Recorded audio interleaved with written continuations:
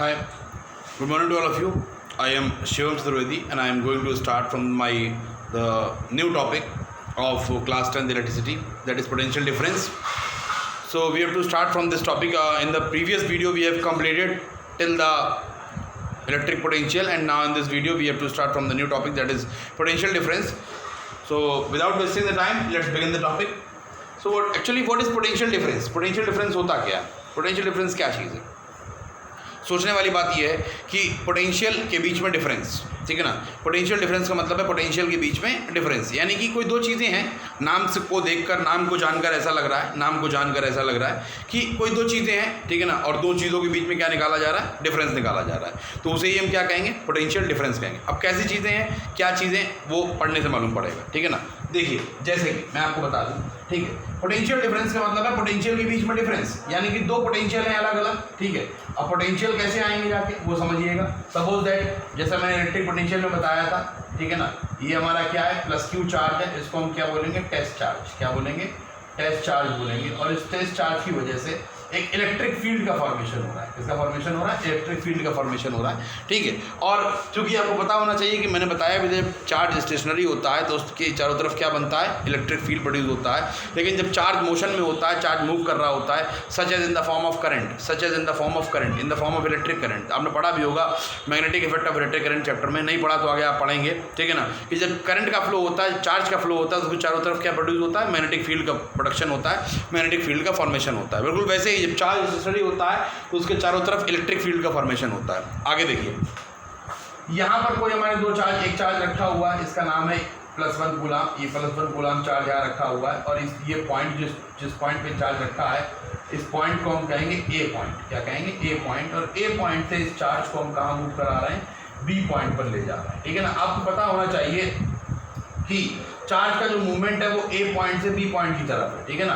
तो यहाँ पर जो इलेक्ट्रिक पोटेंशियल होगा, मैं आपको बता दूँ, इस चूंकि चार्ज कितना है? +1 कूलम है, तो इस +1 कूलम की वजह से कुछ ना कुछ इलेक्ट्रिक पोटेंशियल होगा, ठीक है, कुछ ना कुछ इलेक्ट्रिक पोटेंशियल होगा, क्योंकि ये चार्ज यहाँ तो पहले से होगा नहीं, ये चार्ज का इन्फिनिटी से लाया गया होगा यहाँ पर। जब चार्ज इन्फिनिटी से यहाँ पे लाया गया होगा तो इसका मतलब इसमें कुछ ना कुछ क्या होगा? इलेक्ट्रिक पोटेंशियल होगा। तो इस ए पॉइंट पर, खैर हमें ये पढ़ना नहीं है, हमें ये पढ़ना नहीं है कि चार्ज हमारा इन्फिनिटी से ए पॉइंट पर आया है, ठीक है ना, चार्ज हमारा इन्फिनिटी से ए पॉइंट पर आया है, ये हमें पढ़ना नहीं है, ठीक है। वो हमने पढ़ा था इलेक्ट्रिक पोटेंशियल के केस में। लेकिन यहाँ पर मैं बता तो ये रहा हूँ कि भाई चार्ज हमारा ए पॉइंट पर है, और जब चार्ज हमारा ए पॉइंट पर है तो इस ए पॉइंट पर इलेक्ट्रिक पोटेंशियल कितना होगा? इस ए पॉइंट पर इलेक्ट्रिक पोटेंशियल हो जाएगा V ऑफ ए। कितना हो जाएगा? V ऑफ ए हो जाएगा। और जो बी पॉइंट है, यहाँ इस पॉइंट पर इलेक्ट्रिक पोटेंशियल कितना हो जाएगा? V ऑफ बी हो जाएगा, ठीक है।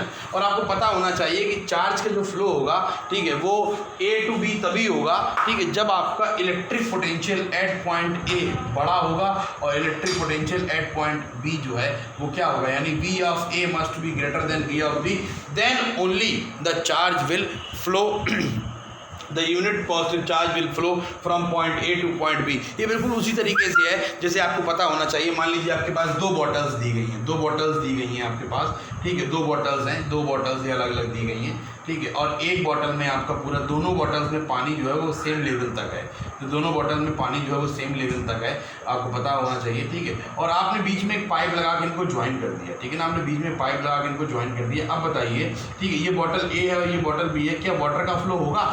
क्या वाटर का फ्लो होगा? क्या पानी फ्लो करेगा? दोनों में, दोनों बॉटल्स में वाटर जो है वो सेम लेवल पर है, ठीक है ना, दोनों बॉटल्स में जो वाटर है वो सेम लेवल पर है। क्या वाटर का फ्लो होगा?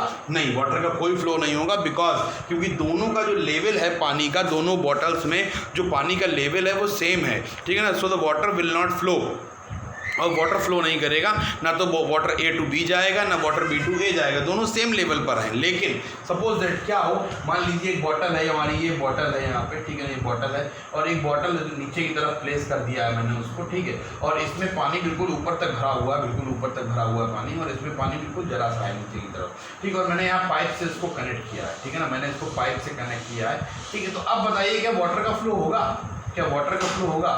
ठीक है ना, ये बॉटल ए है और ये बॉटल बी है, ठीक है, वाटर का फ्लो होगा, बिल्कुल होगा, बिल्कुल वाटर का फ्लो होगा। मैं आपको दिखा दूं, डायग्राम शायद आपको दिख नहीं रहा है, ठीक है, बिल्कुल वाटर का फ्लो होगा। इस केस में वाटर का फ्लो होगा और वाटर कहाँ से कहाँ जाएगा, ए टू बी की तरफ जाएगा। कहाँ से कहाँ जाएगा, ए से B, from higher level to lower level, higher level से लोअर लेवल की तरफ जाएगा वाटर, ठीक है। ये तो मैंने खैर ऊपर नीचे बनाया था। अगर मैं इसी में मैं जो है मान लीजिए इस बॉटल को पूरा मैं कहाँ भर देता हूँ, ऊपर तक भर देता हूँ और इसको मैं बिल्कुल एम्प्टी रखता हूँ, खाली है बॉटल हमारी, ठीक है। बॉटल बी जो है वो हमारी खाली है और बॉटल ए जो है वो हमारी पूरी भरी हुई है, ठीक है। अब बताइए क्या वाटर का फ्लो होगा, बिल्कुल वाटर का फ्लो होगा भाई, मैं उसमें कोई डाउट नहीं है, वाटर का फ्लो होगा।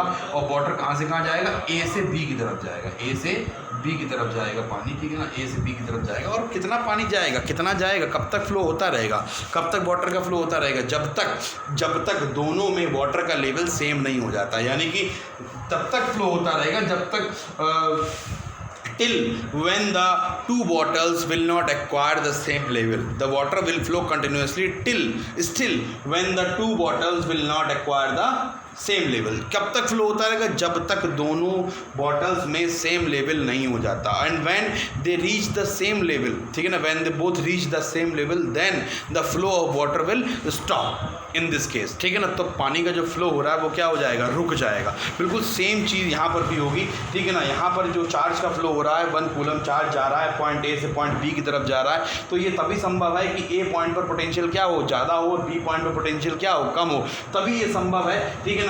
तो ए पॉइंट पर पोटेंशियल ज़्यादा होगा और बी पॉइंट पर पोटेंशियल कम होगा, तो हम निकाल सकते हैं V A minus V B.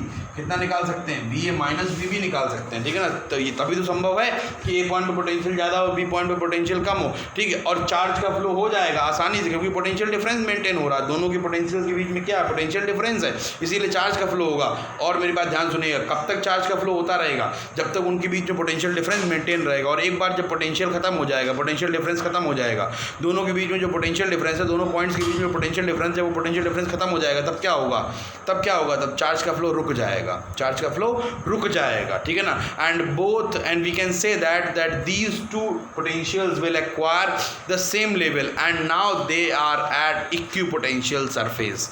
अब ये दोनों किस पर हो जाएंगे, दोनों इक्विपोटेंशियल सरफेस पर हो जाएंगे, दोनों सेम पोटेंशियल पर आ जाएंगे। जब दोनों सेम पोटेंशियल पर आ जाएंगे, इनके बीच में कोई पोटेंशियल डिफरेंस मेंटेन नहीं रहेगा, तब चार्ज का फ्लो रुक जाएगा। और चार्ज का फ्लो रुक जाएगा तो इलेक्ट्रिक करंट का फ्लो भी रुक जाएगा।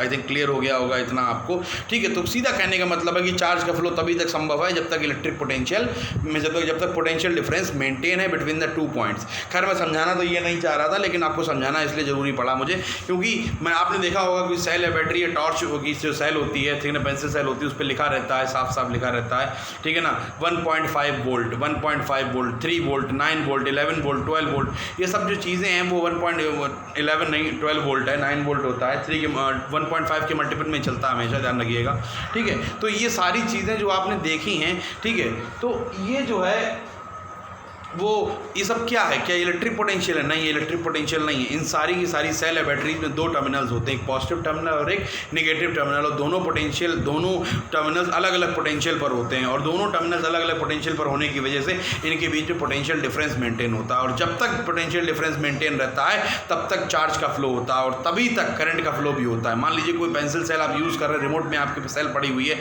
और लगातार वो सेल फंक्शनल है, काम कर रही है, बढ़िया तरीके से काम कर रही है। वो कब तक काम करेगी? जब तक उनके दोनों टर्मिनल्स के बीच में, पॉजिटिव टर्मिनल और नेगेटिव टर्मिनल के बीच में क्या मेंटेन रहेगा? पोटेंशियल डिफरेंस मेंटेन रहेगा। तब तक तो चार्ज का फ्लो होगा, और चार्ज का फ्लो होगा इसका मतलब करंट का फ्लो होगा। सिंपल सी बात है, ठीक है ना। चार्ज का फ्लो होगा, करंट का फ्लो होगा, सेल फंक्शनिंग में आएगी। लेकिन जैसे ही दोनों पोटेंशियल सेम सरफेस पर आ जाएंगे, यानी दोनों इक्वी पोटेंशियल हो जाएंगे, दोनों, इसको हम क्या कहेंगे? Equi potential. इक्वी पोटेंशियल मतलब when the two terminals are at the same potential, then they are known as the at equipotential surface। तब उसको हम क्या बोलेंगे? इक्विपोटेंशियल सरफेस बोलेंगे। और जब दोनों सेम टर्मिनल्स सेम पोटेंशियल्स पर आ जाएंगे तो कोई भी उनका चार्ज का फ्लो नहीं होगा, ठीक है। और चूंकि वीए पे जितना पोटेंशियल है उतना ही वीवी पर हो जाएगा। वैसे ही सेल के केस में वहाँ पर जो पॉजिटिव टर्मिनल जिस पोटेंशियल पर है उसी पोटेंशियल पर नेगेटिव टर्मिनल भी है, तो दोनों सेम पोटेंशियल पर है, पॉजिटिव नेगेटिव, तो चार्ज का फ्लो नहीं होगा, करंट का फ्लो नहीं होगा। और आप तब कहते हैं सेल खराब हो गई। सेल खराब नहीं हो गई, सेल खराब नहीं हो गई, सेल बिल्कुल सही है। कारण क्या है उसका?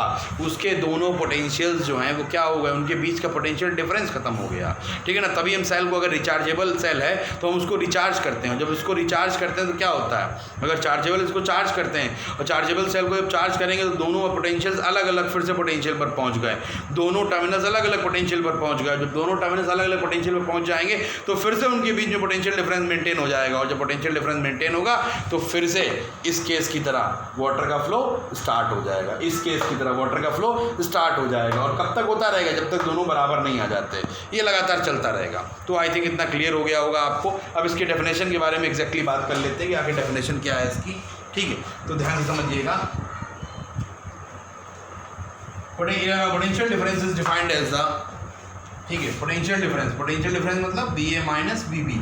Potential difference is defined as the amount of work done in moving a charge particle from one point to another point in an electric field. यानी कोई भी इलेक्ट्रिक फील्ड दिया गया है, यहाँ पर एक इलेक्ट्रिक फील्ड दिया गया है, ये इलेक्ट्रिक फील्ड टेस्ट चार्ज की वजह से यहाँ पर एक यूनिट पॉजिटिव चार्ज रखा हुआ है, ठीक है। और इस यूनिट पॉजिटिव चार्ज को हम इसी इलेक्ट्रिक फील्ड के अंदर एक पॉइंट से दूसरे पॉइंट पर मूव करा रहे हैं। कहाँ से कहाँ ले जा रहे हैं, एक पॉइंट से दूसरे पॉइंट की तरफ मूव करा रहे हैं। और इसी चार्ज पार्टिकल को जब एक पॉइंट से दूसरे पॉइंट तक मूव कराने में जितना वर्क डन लगेगा, इसी चार्ज पार्टिकल को एक पॉइंट से दूसरे पॉइंट तक मूव कराने में जितना वर्क डन लगेगा वो किसके बराबर होगा, पोटेंशियल डिफरेंस के इक्वल होगा जाके, ठीक है ना। तो आप यहाँ देखिए जो चार्ज है, जो चार्ज है हमारा, मैं आपको बता दूं, क्यू जो चार्ज है वो कितना है, 1 कूलाम है। क्यू चार्ज कितना है, 1 कूलाम है, गिवन है। यूनिट पॉजिटिव चार्ज है ये हमारा, ठीक है ना, यूनिट पॉजिटिव चार्ज है, 1 कूलाम है, गिवन है हमें।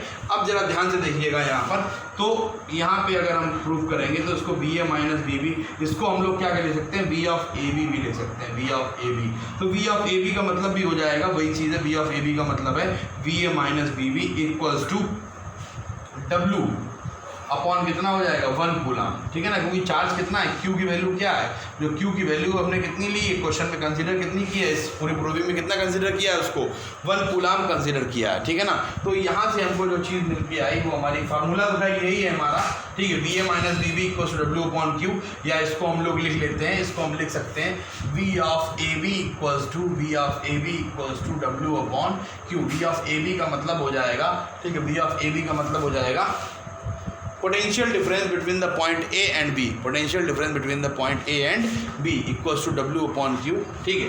तो यहाँ से आपने क्यू जो है वो हमारा कितना है, 1 कूलाम है, तो B A minus B B equals to कितना हो जाएगा, डब्ल्यू हो जाएगा। तो B A minus B B equals to W हो जाएगा, यानी पोटेंशियल डिफरेंस जो है वो किसके इक्वल हो जाएगा, वर्क डन के इक्वल हो जाएगा। लेकिन ये संभव तभी है, ये संभव तभी है जब आपका यूनिट पॉजिटिव चार्ज मूव कर रहा हो from one point to another point in an electric field. तो इसकी जो डेफिनेशन है, जो एग्जैक्टली इसकी डेफिनेशन है, वो डेफिनेशन क्या होने वाली है वो ध्यान से देखिएगा, आप लोग समझ लीजिएगा, नोट कर लीजिएगा उसको। तो potential difference is defined as the potential difference Va minus Vb is defined as the amount of work done in moving a charged particle from one point to another point in an electric field। ठीक है, किसी भी electric field में charge particle को जो move कराने के लिए जितना वर्क डन होता है, जितना वर्क डन चाहिए होता है, वो क्या कहलाता है, हमारा पोटेंशियल डिफरेंस कहलाता है। तो उसकी डेफिनेशन आई थिंक लिखने की मुझे ज़रूरत नहीं है, ठीक है। चलिए अच्छे से मैं लिखे देता हूँ, अदरवाइज आप क्या होगा, कंफ्यूज होंगे, ठीक है। तो ये जो फार्मूला मैंने बताया है इसको भूलिएगा नहीं, और हमारे जो क्वेश्चंस हैं, ठीक है ना, हमारे जो न्यूमेरिकल्स हैं वो सारे के सारे पोटेंशियल डिफरेंस पर ही आते हैं। इलेक्ट्रिक पोटेंशियल से हमें कोई लेना देना नहीं, उसकी सिर्फ डेफिनेशन है, मैंने आपको समझा दिया, बता दिया। क्वेश्चंस न्यूमेरिकल्स इसी पर आते हैं, यानी जो आपको वोल्टेज दिया गया होगा, जो वोल्टेज दिया होगा, ठीक है, वो इलेक्ट्रिक पोटेंशियल नहीं होगा, वो क्या होगा, पोटेंशियल डिफरेंस होगा। ये चीज़ आपको ध्यान देनी पड़ेगी, ठीक है ना। तो पोटेंशियल डिफरेंस की डेफिनेशन क्या है, the amount of the potential difference is defined as the potential difference is defined as the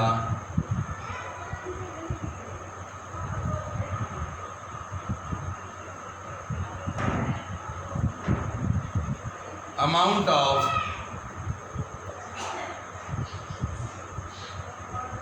the potential difference is defined as the amount of work done in moving a unit positive charge in moving a unit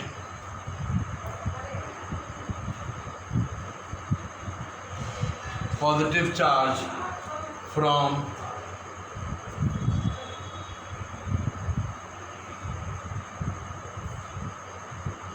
one point to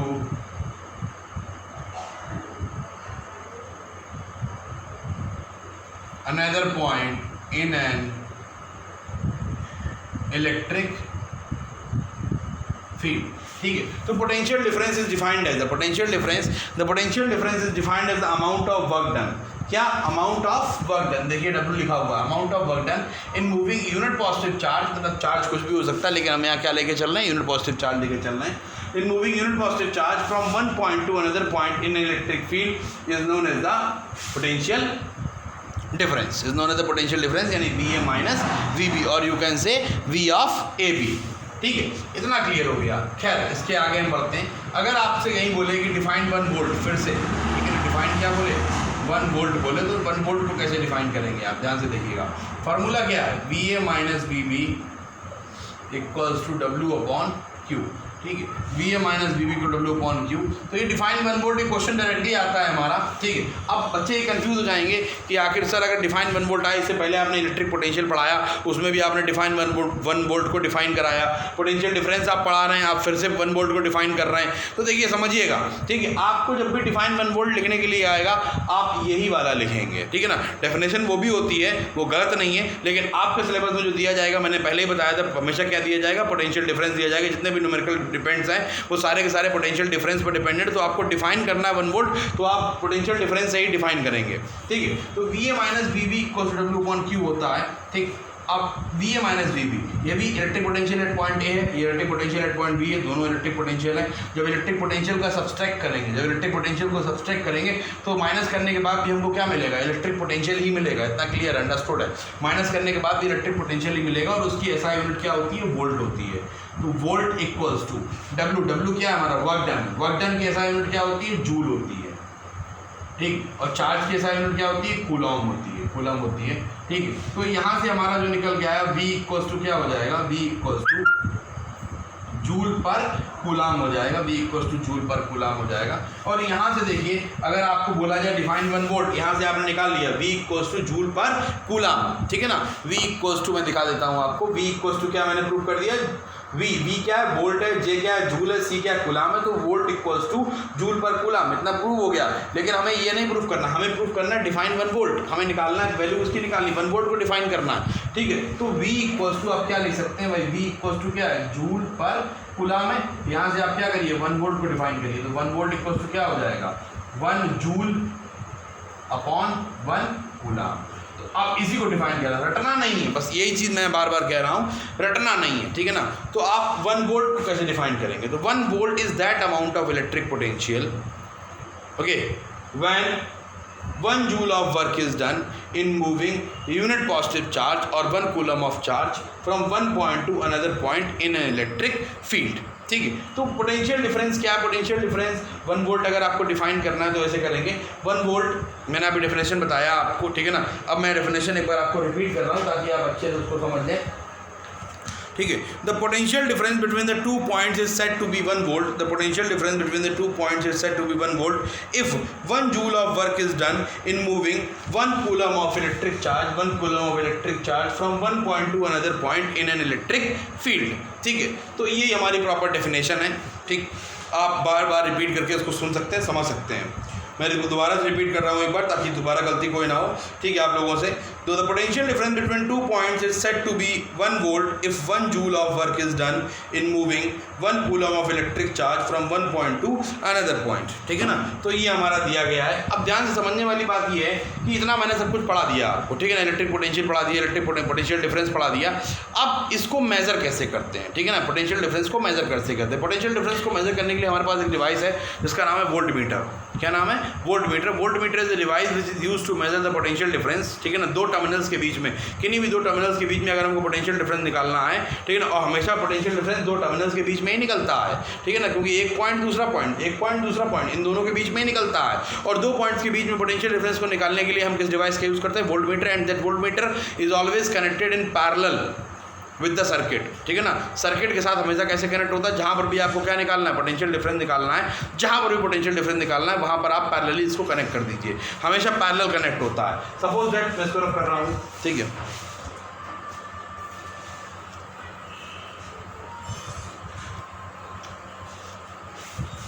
suppose that हमारा कोई circuit diagram है, ठीक है। यहाँ पर आप देखिए एक रेजिस्टेंस लगा हुआ है, रेजिस्टेंस आपने खैर पढ़ा नहीं होगा अभी, मैं बता दूंगा, ठीक है। और यहाँ पर आपकी सेल या बैटरी लगी हुई है, ठीक है।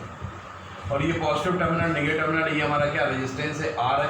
और ये दो टर्मिनल्स है, ये टर्मिनल A है और ये टर्मिनल B है, ठीक है ना। करंट का फ्लो कहाँ से कहाँ होता है, positive terminal to negative terminal current का फ्लो होता है, ठीक है। ये हमारे दो यहाँ पर दिए गए हैं, ध्यान से देखिएगा। ये जो हमारा लगा हुआ है वोल्टेज, ठीक है ना, ये जो हमारा रेजिस्टेंस R आपको दिखाई पड़ रहा है, ठीक है। इसके अक्रॉस R रेजिस्टेंस के अक्रॉस हमको क्या निकालना था, पोटेंशियल डिफरेंस निकालना था, ठीक है। या आप कह सकते हैं इस बैटरी के अक्रॉस में क्या निकालना, पोटेंशियल डिफरेंस निकालना है। तो आप यहाँ पर क्या लगा देंगे, वोल्टमीटर लगा देंगे। लेकिन ध्यान रखिएगा वोल्टमीटर हमेशा कैसे लगता है, पैरेलल कॉम्बिनेशन में लगता है। देखिए पैरेलल है, रेजिस्टेंस और वोल्टमीटर दोनों कैसे पैरेलल है। अगर आपको बैटरी का पोटेंशियल डिफरेंस निकालना है तो बैटरी और वोल्टमीटर कैसे हैं, दोनों पैरेलल है। क्लियर है ना, ठीक है। तो इतनी चीज़ आपने यहाँ से समझ ली, सीख ली कि आपको क्या निकालना है, पोटेंशियल डिफरेंस निकालना है। तो हमें वोल्टमीटर कैसे अलाइन करना पड़ेगा, पैरेलल अलाइन करना पड़ेगा, ठीक है ना। नेक्स्ट हमारा टॉपिक है इलेक्ट्रिक करंट। इलेक्ट्रिक करंट के बारे में पढ़ेंगे, ध्यान से देखिएगा फटाक से। इलेक्ट्रिक करंट के कॉन्सेप्ट को कंप्लीट करते हैं।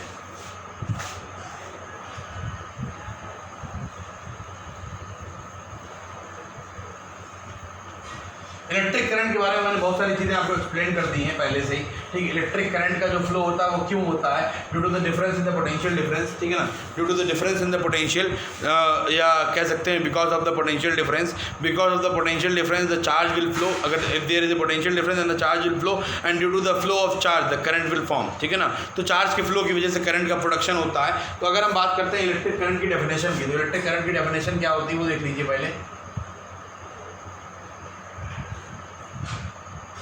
इलेक्ट्रिक करंट की डेफिनेशन क्या है, the rate of flow of charge, the rate of flow of charge is known as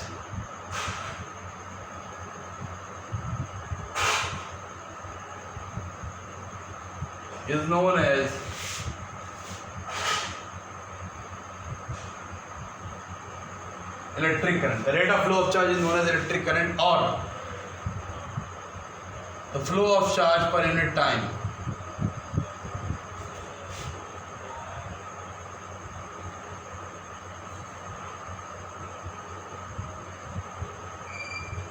is known as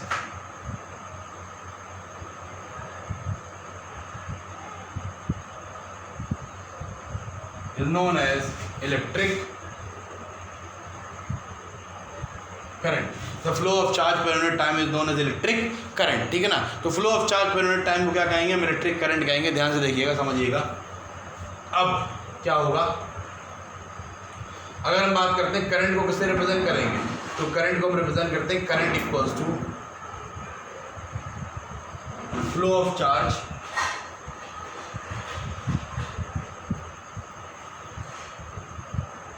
upon time taken.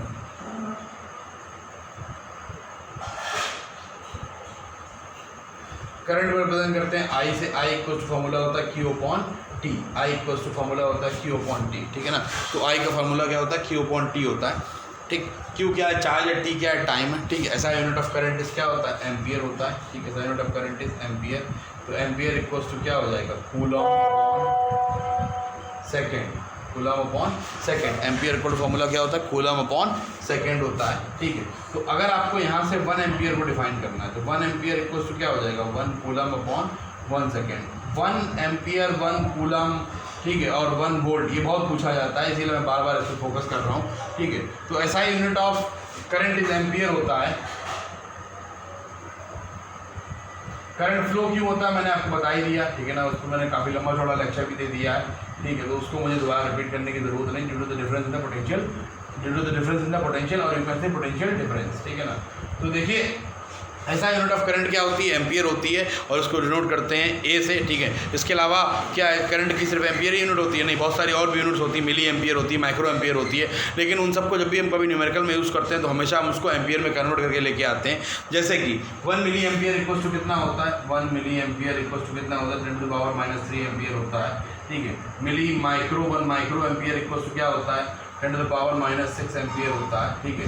Milli micro nano 1 nano ampere equal to क्या होता है, 10 to the power -9 ampere होता है, ठीक है। ये आपके क्या है और यूनिट्स हैं, ठीक है, जिसमें हम करंट को मेजर करते हैं। लेकिन लास्ट में जब कभी हम न्यूमेरिकल में यूज़ करते हैं, जब भी हम कभी न्यूमेरिकल में यूज़ करते हैं तो ये मिली एम्पियर, ध्यान रखिएगा, शायद वीडियो में नहीं आ रहा है, ठीक है। जब भी हम कभी न्यूमेरिकल में यूज़ करते हैं तो हम उसको हमेशा एम्पियर में कन्वर्ट करते हैं। खैर आगे देखिएगा, ठीक है। तो अब हम इतनी बात हमने सीख ली यहाँ से, ठीक है। तो अब डिफाइन 1 एम्पियर। 1 एम्पियर क्या होता है, 1 एम्पियर को कैसे डिफाइन करेंगे? तो 1 ampere is that amount of electric current which flows when 1 coulomb of charge flows in 1 second, ठीक है ना। 1 ampere is that amount of electric current which constituted, we can say constituted but बहुत correct word है, which constituted 1 ampere is that amount of electric current which is constituted when 1 coulomb of charge flows in 1 second। जब 1 coulomb charge 1 second में flow करता है तो कितना current produce होता है? 1 एम्पियर करंट प्रोड्यूस होता है। यही हमारा किसका डेफिनेशन है? 1 एम्पियर का डेफिनेशन है, ठीक है ना। डिफाइन 1 एम्पियर में यही हम लिखेंगे, ठीक है। तो मुझे बार बार रिपीट करने की ज़रूरत नहीं, आई थिंक इतना क्लियर हो गया होगा आपको। आप इसके नोट्स बनाते चलिएगा साथ में, ठीक है ना। वीडियो देखते जाइएगा, नोट्स बनाते चलिएगा। सारी चीज़ें अगर आप साथ में लेके चलेंगे, नोट्स बनाते हुए चलेंगे, देखते हुए चलेंगे, तो आपको कोई प्रॉब्लम नहीं आने वाली। उस नोट्स को आप बार बार रिवाइज कर सकते हैं, बार बार देख सकते हैं। इस वीडियो को भी नोट्स बनाने के लिए बार बार आप देख सकते हैं, ठीक है ना। तो खैर इतना क्लियर हो गया 1 एम्पियर क्या होता है। 1 ampere is that amount of electric current which is produced when 1 coulomb of charge flows in 1 second, ठीक है। और आगे हम बात करते हैं करंट को मेजर कैसे करते हैं। तो करंट को मेजर करने के लिए हमारे पास एक डिवाइस होती है जिसे हम क्या कहते हैं? एम्पियर कहते हैं, एमीटर कहते हैं, सॉरी, ठीक है ना। Current is measured by device known as the ammeter and it is always connected in the series with the circuit. और एमीटर जो है वो हमेशा कैसे कनेक्ट होता है? सीरीज में कनेक्ट होता है। कैसे कनेक्ट होता है? सीरीज में कनेक्ट होता है। ध्यान देने वाली बात है ये, ठीक है। आगे देखिएगा,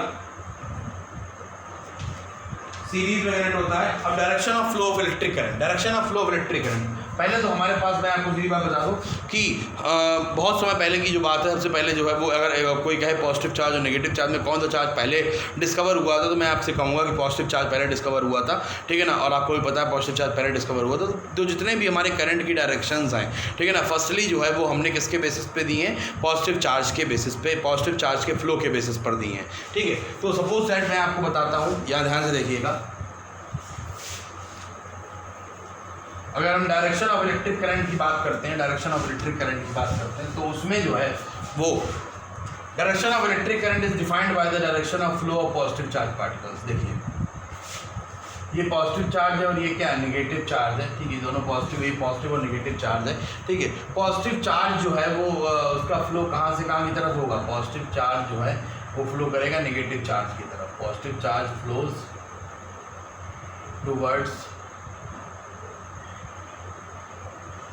नेगेटिव चार्ज। और चूंकि पॉजिटिव चार्ज पहले डिस्कवर हुआ था तो हमने पॉजिटिव चार्ज की डायरेक्शन को करंट की डायरेक्शन मान लिया। और हमारा जो डायरेक्शन बिल्कुल सही भी है, मैंने बताया भी था कि current always flows from positive terminal of the battery to the negative terminal. Positive terminal of the battery to the negative terminal,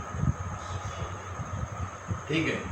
तो डायरेक्शन ऑफ करंट को अगर हम डिफाइन करेंगे किसके बेसिस पे?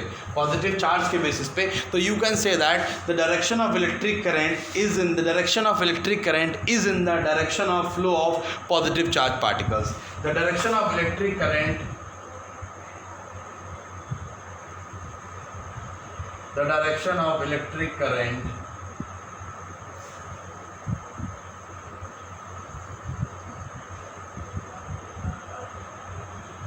is in the direction of flow of positive charge particles. Positive charge particles.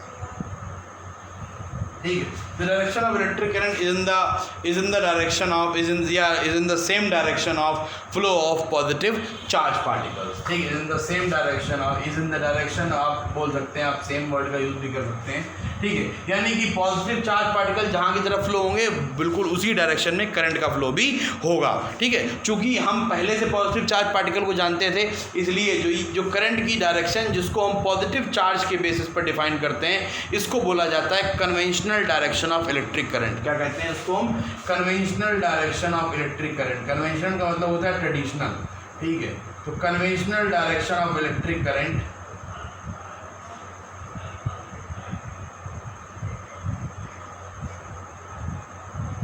ठीक है, क्योंकि हमने जो करंट की डायरेक्शन है वो किसके बेसिस पर डिफाइन की है, पॉजिटिव चार्ज के बेसिस पर डिफाइन की है, पॉजिटिव चार्ज के फ्लो के बेसिस पर डिफाइन की है। नेक्स्ट, जब इलेक्ट्रॉन्स बाद में डिस्कवर हुए तो इलेक्ट्रॉन्स की डिस्कवरी ने इस डायरेक्शन ऑफ इलेक्ट्रिक करंट की दुनिया में भूचाल ला दिया, ठीक है, क्योंकि थ्योरी बिल्कुल पलट गई थी। और हम अब जानते हैं, वास्तव में हम मालूम है कि जो करंट का जो फ्लो है, जो करंट का प्रोडक्शन है, करंट जो बना है, ठीक है, वो पॉजिटिव चार्ज के फ्लो की वजह से नहीं बना है, ठीक है ना। जो करंट का फॉर्मेशन हुआ, करंट जो प्रोड्यूस हुआ है, वो flow of negative charge particle और you can say the flow of electrons की वजह से हुआ, ठीक है ना। तो the production of current is actually due to the flow of electrons, ठीक है ना, flow of electrons। अब हम इलेक्ट्रॉन्स की डायरेक्शन को कैसे इससे मतलब रिलेट करेंगे, तो देखिएगा, ध्यान समझिएगा। तो नेगेटिव चार्ज पार्टिकल है वो कहाँ की तरफ मूव करेंगे, तो negative charge flows towards the positive charge, negative charge flows towards the positive charge, ठीक है ना। तो नेगेटिव, भाई ये तो क्लियर है, पॉजिटिव चार्ज कहाँ की तरफ जाएगा, नेगेटिव की तरफ जाएगा, और नेगेटिव चार्ज कहाँ की तरफ जाएगा, पॉजिटिव की तरफ जाएगा, क्योंकि ये तो एक नेचर है उनका, ठीक है ना। नेचर के बिहाफ के, नेचर के बेसिस पे वो ऐसा कर रहे हैं, बिल्कुल सही कर रहे हैं। लेकिन क्या इससे हमारी करंट की डायरेक्शन बदल गई? नहीं, करंट की डायरेक्शन नहीं बदली, बस उसकी डेफिनेशन बदल गई। कैसे? पहले हम करंट की डेफिनेशन को जब तक नेगेटिव चार्ज डिस्कवर नहीं हुआ था, ठीक है, तब तक हम करंट की जो डायरेक्शन है उसकी डेफिनेशन को किससे रिलेट करते थे, पॉजिटिव चार्ज के फ्लो से रिलेट करते थे। लेकिन जब इलेक्ट्रॉन डिस्कवर हो गए, नेगेटिव चार्ज डिस्कवर हो गए, तो हमने करंट की डायरेक्शन को किसके बेसिस पर डिफाइन करना शुरू कर दिया, इलेक्ट्रॉन्स के फ्लो के बेसिस पर डिफाइन करना शुरू कर दिया। लेकिन करंट की डायरेक्शन तब भी वही रही, ठीक है ना। डायरेक्शन ऑफ करंट कहाँ से कहाँ है, अभी भी कहाँ से कहाँ है, पॉजिटिव से नेगेटिव की तरफ है, तो उसकी डेफिनेशन बदल गई, ठीक है। तो डायरेक्शन ऑफ करंट अभी भी कहाँ से कहाँ है, पॉजिटिव टू नेगेटिव है, लेकिन अब डेफिनेशन क्या है, ठीक है, the direction of electric current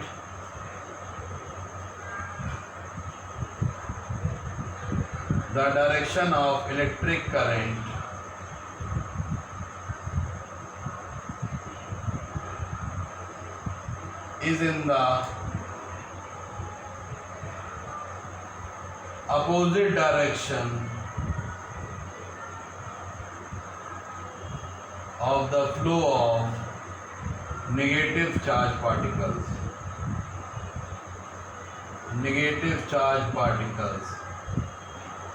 flow of negative charge particles को हम लोग क्या कह सकते हैं, इलेक्ट्रॉन्स कह सकते हैं।